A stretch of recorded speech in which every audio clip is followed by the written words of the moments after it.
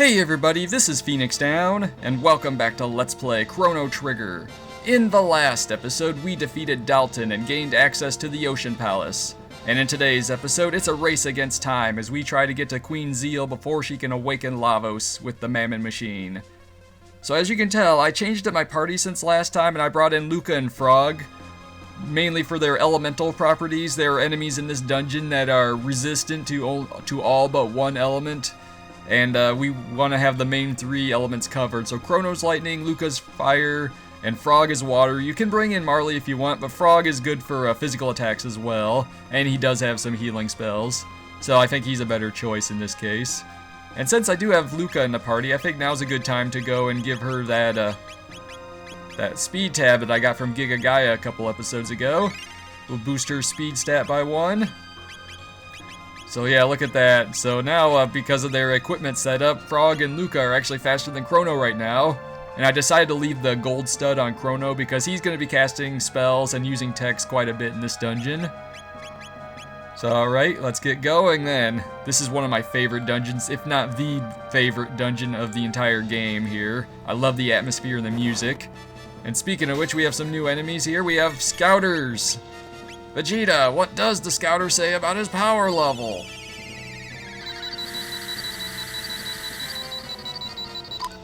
It's over 300. What? 300? Yeah, that sounds about right. But anyway, so Scouters there, they are only weak against lightning elemental attacks, and they have very high physical resistance to pretty much anything you can throw at them. So Lightning 2 is the best course of action to go with if they're by themselves.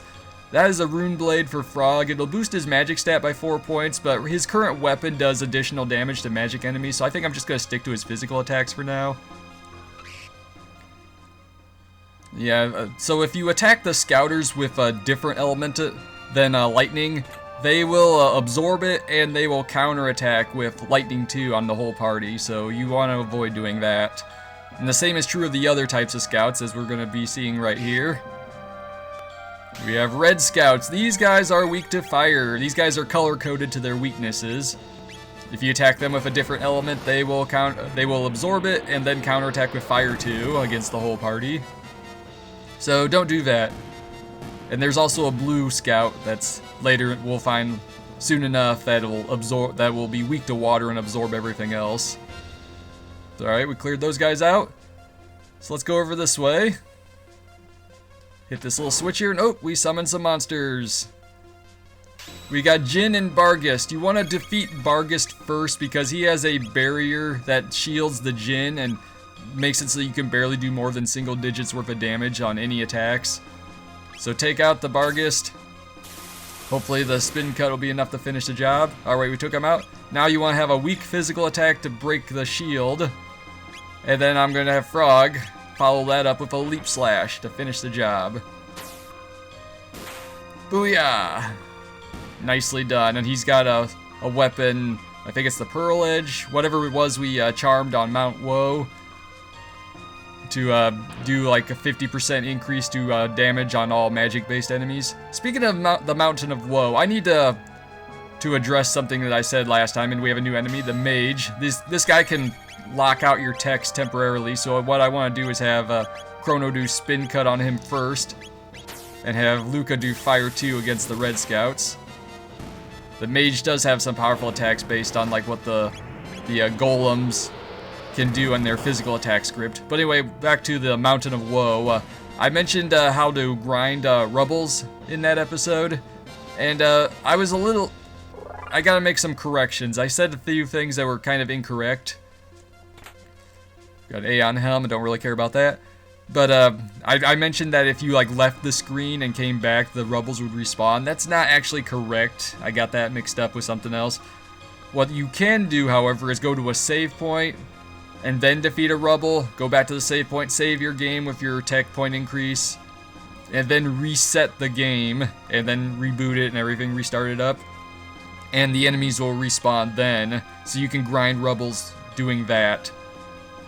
Alright, we cleared out this side. Now I could go down here, but right now I want to go up this way because I pushed that one button over there. Actually, it's down this way. It's a little bit mazy around here.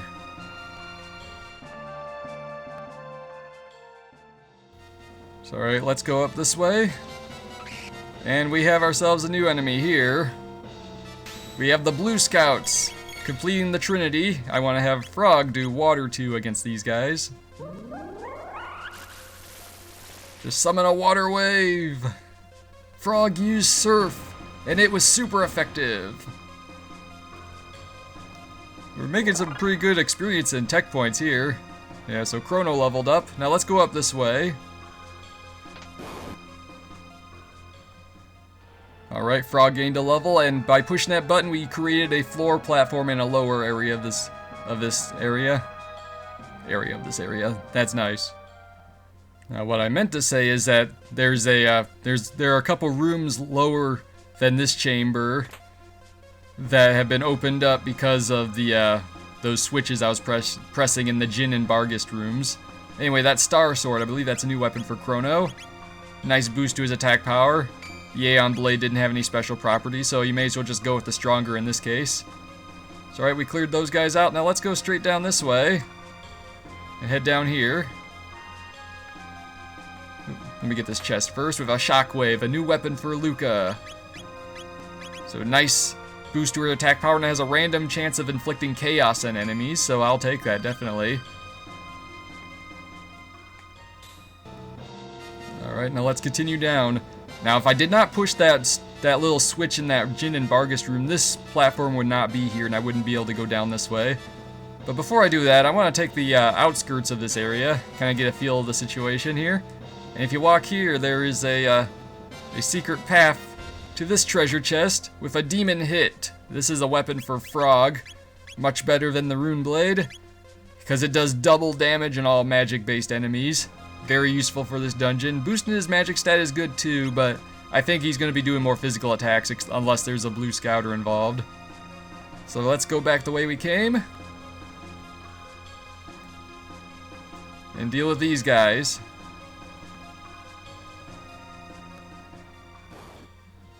Yeah, they're starting to mix up the red and blue scouts now. And a rematch with this guy again. Alright, Luca gained a level from that battle, and in this chest we got a Sonic Arrow. As you can probably guess, that's a new weapon for Marley. It also inflicts a status ailment. I don't quite remember which one. I think it might be Stop off the top of my head, but I might be wrong on that one. Anyway, by pushing that button, we opened the path to go forward. But first, let's do battle with these guys since they're here. So yeah, now that they're mixing up the different colored scouts, you don't want to use your multi-targeting attacks so much anymore. Alright, we cleared the way, cleared out the room, and in this chest we get a Kaiser Arm, a new weapon for Robo. I'll worry about equipping that on Robo later, same with Marley's new weapon. Now that we've hit that one switch on that little bridge there, we can go forward down this way. And we have a new enemy. We have the Thrasher. This guy, when he's by himself, he's not quite that big a deal, but when you get to the point where you have groups of them, they actually, if you do not defeat them in a single hit, they will do a dual tech counterattack against you. So hopefully the spin cut will be enough to finish the job. Alright, nice. And Luca set that guy ablaze. And victory is ours! Fist pump! We're making some really nice tech points in this dungeon. Now go over here and we have this shaft. Can't really do anything about it, but... Oh hey, I think there's a sparkly there. Yep, there's something sparkling on that wall, but I can't reach it. We'll have to remember that for later.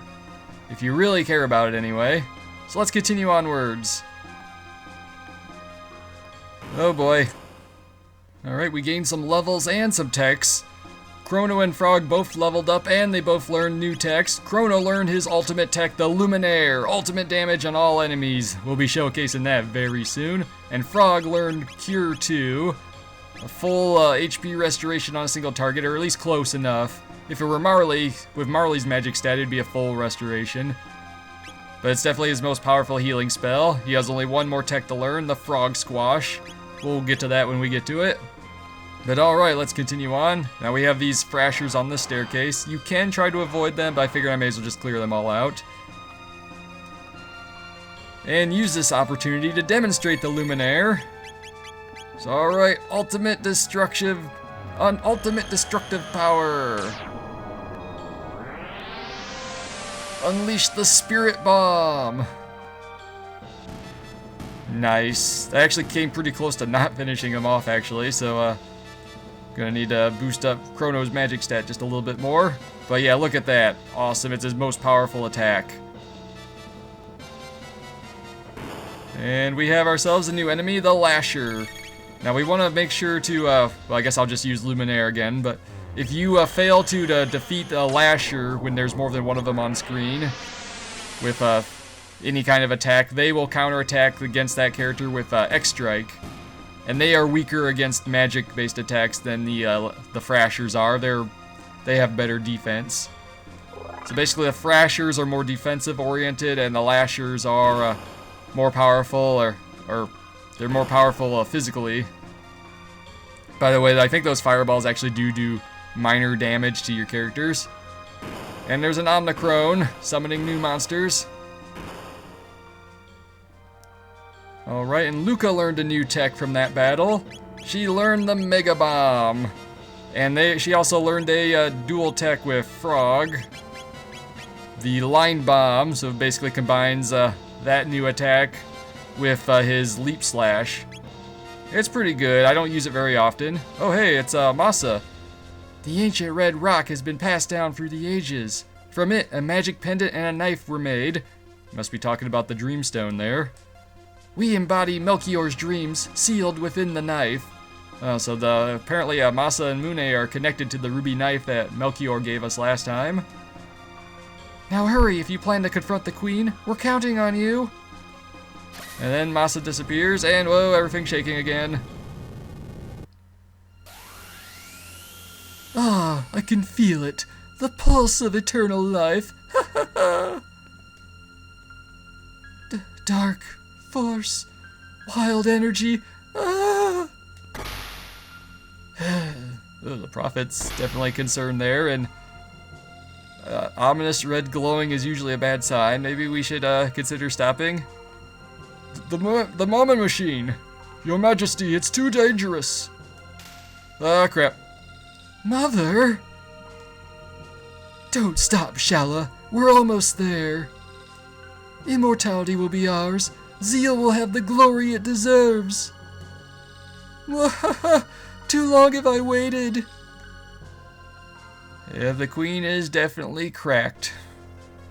But alright, let's continue on. And we have a rematch with Jin and Bargist. Alright, we made short work of them. I'm going to use this save point to replenish my HP and MP with a shelter.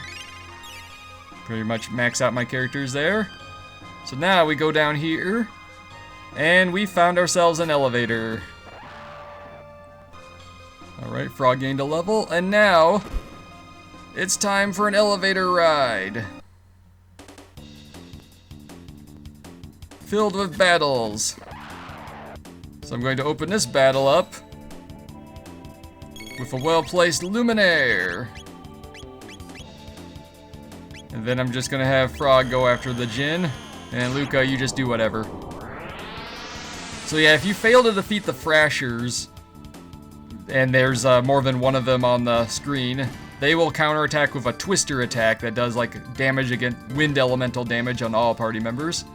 Alright, we cleared those guys out. Chrono leveled up again. Nice. And, well, in this case, I think Luminaire sounds like the best course of action once again. Yeah, the spell is really abusive. I'm sorry I keep spamming it. I'll resort to other tactics soon enough, but it's just...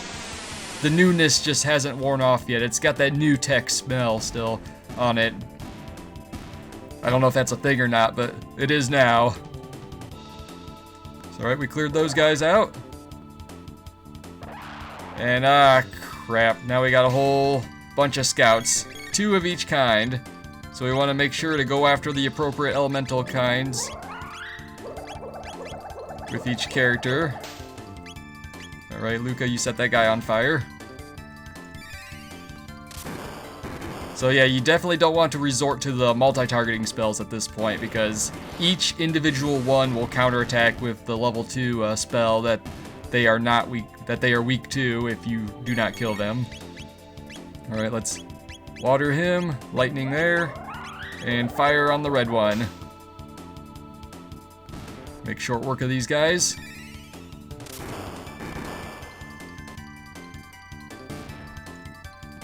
Alright, Luca, finish the fight.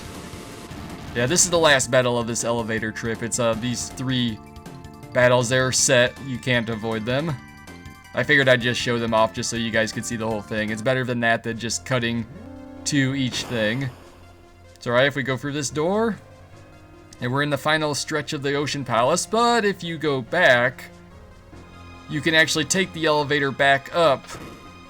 And you remember that sparkly I was telling you about before? Well, now we can reach it. However, if you think back to how far we had to travel to get to this point, you will realize that we have to go through a big chunk of the Ocean Palace all over again, and all the enemies have respawned. So what I'm going to do now is I'm going to meet you at the bottom of the elevator, because for whatever reason we can't just take it back down. Just doesn't work that way. Ancient technology, it's only useful when it's convenient, right? Or something like that. So anyway, I will meet you guys back at the bottom of the elevator shaft. Alright, we have finally made it back to the bottom of the elevator shaft. We gained some pretty good levels along the way. But alright, now we have this open expanse and a button there that clearly suggests that there's something on the other side of this. I don't know if this is like lava or what. But if we go over to these side rooms, we have scouts to deal with, and more importantly, a switch to pull. So if we go to the opposite end of this central chamber and flip the switch on that side, we should be able to make our way forward.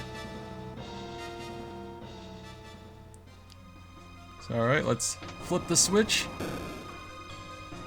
and head back over here and push the button. And with a brilliant flash, ooh, the statues all moved. Those are pretty cool looking statues, I gotta say. I really like the art direction of this dungeon in particular. A lot of the elements of the art style of the Zeal Kingdom are really nice. So alright, we have ourselves a walkway and a hidden doorway. And up here we have a chest with an elixir. Not that I'll use it anytime soon.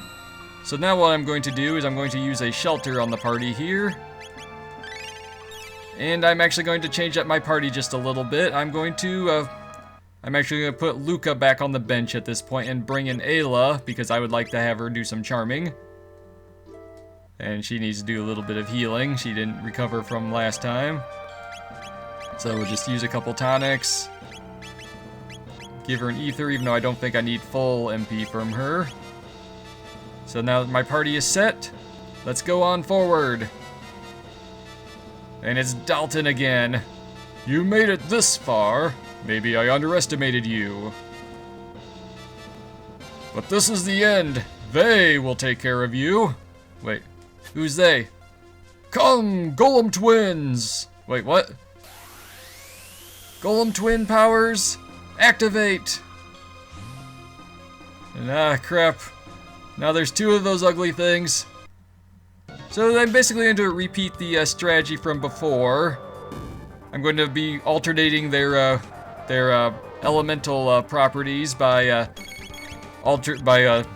casting different elemental spells against them. I'm going to have Ayla try to charm some tabs from them. I'm going to wait just a brief moment and then cast Luminaire with Chrono. So, alright. And we got a wood sword. Wait, what? That wasn't what I was expecting, actually. But anyway, let's do a Luminaire now. So yeah, I'm going to alternate between lightning and water properties against these guys. Nice. Alright, Frog, time for a water too. Ayla, charm from the other guy. I was surprised to get the wood sword. I think that's a very, very weak weapon for either Crono or Frog. So alright, Ayla, use your womanly charms. And it was a thought that counted, of course. And of course, now that guy's gonna... Oops. was a little slow on the punch on that one. Yeah, they're pretty quick, so you don't want to wait too long before alternating their resetting their ATB counters. Alright, Frog, Water 2, Ayla, try charming that guy again. So yeah, if I keep resetting their timers, things should be alright. So alright, Ayla, this time charm what I'm after. And we got a magic tab, alright. Yeah, I was a little disappointed I actually wound up with that wood sword. That's like a really, really weak weapon. That's a rare charm. Sometimes I guess enemies have alternate things to charm from them. It's kind of like in how like Final Fantasy VI, you could sometimes steal certain rare items from enemies. You have your common drops and your rare drops. I'm gonna have Ayla kiss herself just to recover some HP. So alright, Ayla's been restored. Alright, Chrono, do another Luminaire. Definitely a good time to learn the ultimate lightning elemental attack. Nicely done. Alright, let's do a Water 2, and I'm just gonna leave Ayla on standby just in case. If I keep these guys in sync now, without throwing any random elements in there by attacking different ways. By doing more damage to one than the other and kind of alternating the cycle a little bit. It shouldn't make that big of a difference, but it's possible. But alright, victory is ours. And for some reason, Dalton's final attack is a weird poison burp attack. I don't get it either, but alright. We've vanquished the Golem twins. Victory is ours. We got 2,000 experience points and 70 tech points. Not that it matters to Crono anymore, but they beat the Golem twins. Alright, this calls for the Golem boss. Oh boy. Wait, what's that? Exactly. What's this strange force? Could this be Lavos' energy? Oh, Dalton's getting a bad feeling about this now. Exactly. I forgot he even said that. I've got a bad feeling about this. All my work will be in vain if I expire before I'm immortal. Guess he has some grand designs in his mind. This is your lucky day. Bye-bye. And there goes Dalton. Wait, how can you just teleport out of this place? We're like beneath the ocean. Alright, well, there he went. So anyway, guys, next time on Let's Play Chrono Trigger, we will go and meet up with Queen Zeal and try to stop her from awakening Lavos. This has been Phoenix Down, and I will see you guys next time.